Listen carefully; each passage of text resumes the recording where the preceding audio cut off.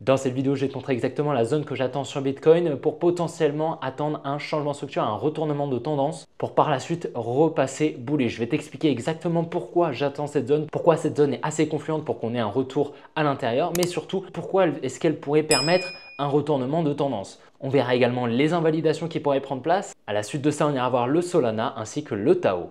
Dans la dernière vidéo, je t'avais très clairement expliqué et montré ici cette distribution qui avait pris place juste là avec la liquidation ici de cette résistance, le transfert main forte main faible qui avait pris place et ce potentiel protected high qui prenait place juste là. Du moins, comme je t'avais dit, c'était un bon prétendant pour l'être à la suite de la liquidation ici du support. Le support en higher time frame, je vais te le montrer, c'est ce gros support juste là au niveau des 92 700 qui incite beaucoup d'intervenants à se placer ici à l'achat avec un stop loss juste en dessous du support. Donc la liquidity pool, la piscine de liquidité va donc se placer juste en dessous de la tiers. Cette tiers, elle est au niveau des 90 800 $. Il faut se dire qu'ici dans cette box maintenant blanche, va y avoir énormément de liquidité vendeuse, d'accord? Étant donné que les stop loss des ordres à l'achat, des longues, c'est des ordres en vente. Donc il va y avoir énormément d'ordres en vente ici, environ sous les 90 000 $, donc environ les 88 000, environ 88 000 $. Il va y avoir beaucoup d'ordres en vente et donc c'est une zone qui a selon moi beaucoup de probabilités pour qu'on aille la chercher. Selon moi ici, le support des 93 000 $ n'a pas été créé pour rien, mais également ici, cette trendline qu'on est en train de conforter n'a pas non plus été créée pour rien. Pour moi, il y a énormément d'intervenants ici qui sont énormément incités par ces deux setups à se placer à l'achat et donc forcément ça crée la liquidité un petit peu plus bas. Donc je pense que ces setups n'ont pas été créés pour rien. Je pense que c'est pour inciter la demande à se placer et donc la liquidity pool ici au niveau des 90 000 $ est très importante selon moi à aller récupérer. Du moins c'est à ce niveau que je vais potentiellement chercher une confirmation, donc une accumulation et surtout un changement de structure environ en H1 pour pouvoir potentiellement intervenir et pour anticiper un potentiel mouvement haussier. Pourquoi? Parce qu'il faut se dire qu'ici dans cette piscine de liquidité d'ordre en vente, il y aurait potentiellement des intervenants qu'on va appeler la smart money qui pourraient se servir de cette contrepartie en vente pour se placer à l'achat, placer leur position à l'achat grâce à la contrepartie en vente présente pour pouvoir par la suite mettre en positif leur position et entamer un mouvement haussier. Donc c'est un scénario qui peut potentiellement arriver. Dans tous les cas, je pense clairement que le niveau sous les 90 000 $ est assez important à aller récupérer. Mais je ne dis pas qu'il y a 100% de probabilité qu'on se retourne juste en dessous. Pour le moment, honnêtement, c'est très compliqué de le savoir. On verra, je pense, lorsqu'on y sera, d'accord? Si j'avais une conviction, d'accord? Si j'avais une conviction à dire que ça allait forcément être aller vers le bas, ce serait clairement biaisé, d'accord? Ce serait que j'aurais un biais et que je ne serais pas objectif parce que clairement ici, dire qu'on va soit aller aux 70 000, soit aller aux 120 000, actuellement, je pense que ce sera un petit peu plus du pile ou face. Donc pour le moment, clairement, je vais attendre ici cette zone. On peut soit donc aller un petit peu plus bas, soit aller un petit peu plus haut à la suite de la liquidation de la tiers. Mais comme je te dis, le mouvement qu'on devrait avoir au minimum, c'est aller chercher ici, peu importe si par la suite on va chercher des plus hauts ou si on va chercher des plus bas, ce sera, je pense, un retour sous la tiers qui est à privilégier. D'ailleurs, un membre de l'académie m'a notifié ici ce setup qu'on avait eu. Donc pareil, fin 2023, début 2024, on avait eu l'acceptation des ETF juste là. Et donc par la suite, tu vois, on est venu chercher la tiers de la distribution qui a pris place ici. Tu vois, on vient bien créer ici une résistance. On a une double liquidation. Donc Bank Climax, Automatic Rally, ST, Uptrust ici et UTAD. Ok, on a une double liquidation ici. Et donc par la suite, on vient récupérer le support qui avait été créé pour inciter beaucoup d'intervenants à se placer à l'achat. Donc ici, on avait une grosse liquidity pool d'ordre en vente. On est venu liquider ce niveau et par la suite, on est reparti. Donc ce n'est pas obligatoire qu'on fasse la même chose, bien sûr, mais c'est vrai que c'est un setup qui est assez similaire. Et comme tu le vois, la distribution avait pris place, avait duré environ 40 jours. Nous, on est sur environ 30 jours, donc tu vois, c'est quand même assez similaire. Donc clairement, la liquidation de la tiers ici est à privilégier selon moi. Et il n'est pas impossible qu'on réaccumule pour par la suite repartir à la hausse. Ça, c'est pas du tout impossible. Mais comme je te dis, on verra pour une potentielle confirmation qui prendra place, je pense, dans environ les 88 000 $. Par contre, il n'est pas impossible que ces ordres en vente ils soient laissés exécuter, donc que personne ne serve de contrepartie, que la smart money ne sert pas de contrepartie à se placer. Et à ce moment-là, ici, tous les ordres en vente vont être exécutés en fait sur le carnet d'ordre et boum, vont faire accélérer le prix. Étant donné que tous ces ordres ici sont placés en vente juste là, si on vient les exécuter directement, forcément ça va rajouter de la force vendeuse sur le carnet d'ordre et donc le prix va décaler de manière un petit peu plus rapide. Donc ça, ce sera si justement la smart money ne sert pas de contrepartie et ne se place pas ici à l'achat pour repartir effectuer des plus hauts. Tu vois bien ici, on a eu un mouvement baissier assez volatile pour venir liquider tout ça, mais on n'est pas allé beaucoup plus bas. Tu vois. Pourquoi? Parce que ici, on avait énormément d'ordres en vente, mais ces ordres en vente, ils ont été utilisés pour que la smart money se place. Et donc par la suite, on est venu effectuer des plus hauts. C'est ce qu'on appelle donc le transfert main forte, main faible. Donc c'est pour ça, c'est vraiment cette box blanche ici que je vais vraiment surveiller. En tout cas, pour le moment, clairement, depuis hier, le biais s'exécute. Je t'avais partagé ici la distribution et donc j'anticipais une redistribution ici qui est en train de prendre place. Tu vois, je vais te montrer un petit peu ce qu'on a eu. C'est quand même super intéressant.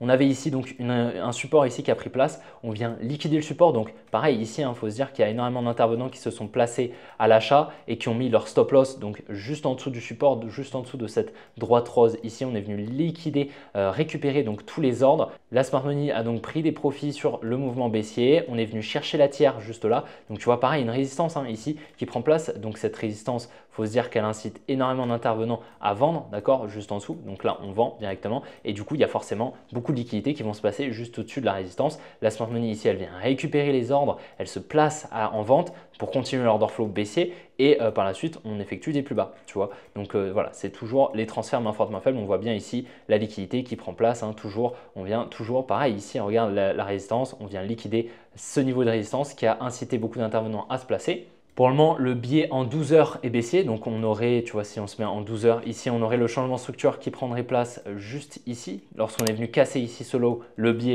est passé baissier en 12 heures. Si on passe en H4, le changement de structure est un petit peu plus proche. Le changement de structure aurait pris place juste là, tu vois, ici. Voilà, le changement de structure en H4, juste ici. Par contre, si tu vois, on monte en 3 jours, on est toujours on est baissier, tu vois. On aurait le changement de structure qui aurait pris place juste ici, je dirais, d'accord. On peut même le mettre ici au niveau des 94 000 $. Mais voilà, on est clairement venu casser, comme tu vois, avec cette mèche ici. Ça signifie tout simplement que la smart money ne protège plus ses positions injectées à l'achat dans ce lot ici et dans la fractalité. Donc, clairement, la structure en 3 jours est passée baissière. Donc pour le moment, la structure est baissière, tu vois. Factuellement, on va pas se baser sur nos sentiments ou quoi que ce soit. On va se baser uniquement sur la structure, d'accord. Étant donné que c'est bien plus mesurable, on peut émettre des probabilités sur une structure si tu définis une structure de manière pertinente et que tu as un plan clair pour définir ta structure. Si tu te bases sur tes sentiments, voilà, tu ne pourras pas mesurer ça et émettre des probabilités sur une potentielle anticipation d'un scénario. Tu te doutes bien. Là, étant donné que la structure est baissière, par contre en weekly, clairement la structure est toujours haussière, d'accord. Étant donné que le low, il serait ici, d'accord. On aurait le low weekly ici, un high, ok, et on pourrait potentiellement réaccumuler et repartir. C'est pas du tout impossible. C'est la fractalité, comme tu le sais, tu as donc la grande structure, tac, qui vient être exécutée donc par une plus petite structure, tac, comme ceci. Mais dans cette petite structure, tu vas avoir une nouvelle structure qui va exécuter la structure au-dessus, qui elle-même vient exécuter la structure au-dessus. Donc ça, c'est la fractalité des time frames. Donc la lower time frame exécute la higher time frame, c'est toujours le cas dans tous les marchés, sur tous les actifs. Comme tu sais, on a ici une demand qui est vraiment très importante, qui avait donc permis un transfert main forte, main faible, et donc le market structure shift de plutôt long terme, enfin plutôt moyen terme, je dirais, serait ici, donc au niveau des 155 $, je t'en avais parlé. Donc vraiment, c'est un niveau qu'il faut vraiment pas liquider, d'accord, ce serait plutôt désavantageux pour nous. Ici, on remarque cette trendline que je t'avais déjà mis en valeur dans les précédentes vidéos, mais surtout ici, on pourrait potentiellement remarquer une potentielle ici accumulation qui serait en formation, d'accord. On aurait ici potentiellement une accumulation. En plus de ça, on est au niveau de la trendline, donc pour le coup, c'est quand même plutôt intéressant. Ici, on a clairement une résistance avec un potentiel selling climax automatic rally, d'accord, donc une tiers qui serait juste ici au niveau des 202 $. Et donc, ce qu'on pourrait anticiper, c'est la création ici d'un petit range. Ici, on vient conforter la trendline, on vient également conforter un support, on vient liquider le tout, tac, et ensuite on repart à la hausse, on vient chiffrer la structure, ce sera notre confirmation pour potentiellement anticiper des plus hauts. Pour le moment, le biais à court terme est baissier, mais le biais à moyen terme, moyen long terme est aussi avec un lot juste là, d'accord. Donc pour le moment, on peut potentiellement anticiper des plus hauts et surtout le transfert main forte, main faible qui pourrait prendre place sous la trendline. Tu vois, évidemment, cette trendline, elle incite beaucoup d'intervenants. En plus de ça, ici, on a un support. Comme tu vois, on a un gros support juste ici.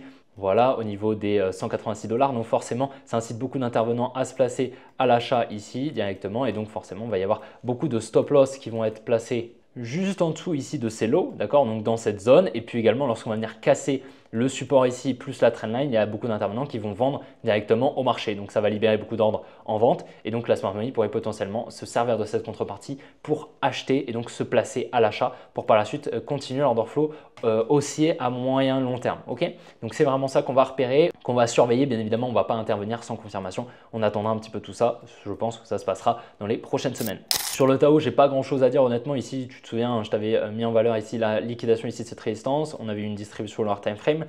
Ici, qu'est-ce que je vois? Je vois clairement ici une trendline haussière qui incite donc beaucoup d'intervenants à se placer. Pour moi, c'est inévitable qu'on vienne la liquider et on pourrait venir récupérer ici ces lots pour par la suite soit continuer à order flow baissier, c'est pas impossible, mais on pourrait également voilà, se servir de toute cette liquidité ici en vente pour que la smart money se place, on vient chiffrer la structure, c'est pas impossible et c'est quelque chose que je vais surveiller bien sûr. Pour le moment, sans changement de structure, on ne va pas intervenir bien sûr.